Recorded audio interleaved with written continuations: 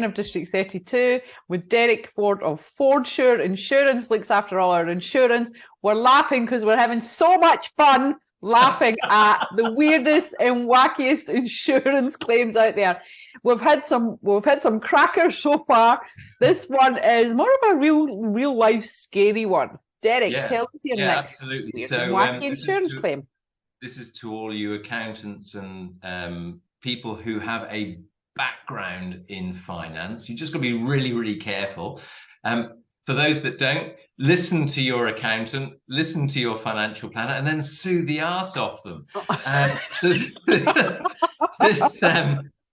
This was actually a claim given to us by an insurer. An example, an accountant had this client where over the last 30, 40 years, the client had turned up to the accountant's office, done the annual tax return, and they had a good ongoing trusting relationship.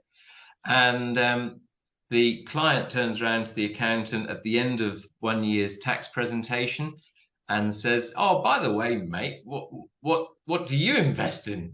Just a casual chit-chatty conversation, nothing loaded in that question.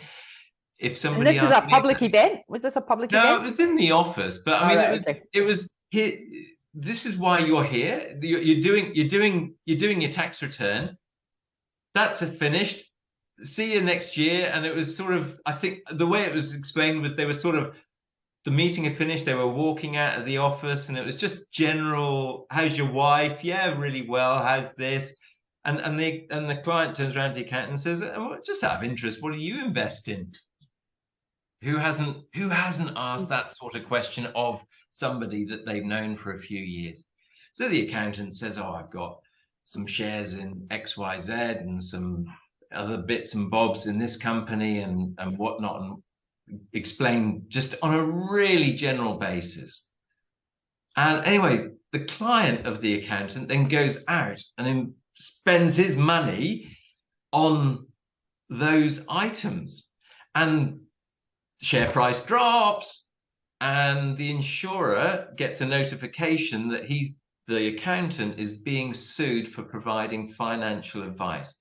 I think the accountancy claim was settled out of court, and a figure of 40 or 80,000. It was quite a sum was mentioned in that claims example. So you just got to be really careful in the finance area when we open our mouths that we don't give too much away. But if you're, as I say, if you've got an accountant or a financial advisor, you need to ask them these questions and tune in and then sue the arse off them. Yeah. So, you better give a disclaimer at the end of that. General advice only. Yeah. No consideration of your circumstances or all of that stuff whatsoever. But it's just what a world we live in when that sort of thing happens. That's right. Yeah. Derek Ford, Fordsure, looking after all my very sensible insurance needs. Very sensible. Yeah. Thank you very much for sharing the weirdest and wackiest insurance claims, and we'll see you next time for some more wackiness. Derek Ford, thank you very much. Thanks, Lorraine. Bye. Bye.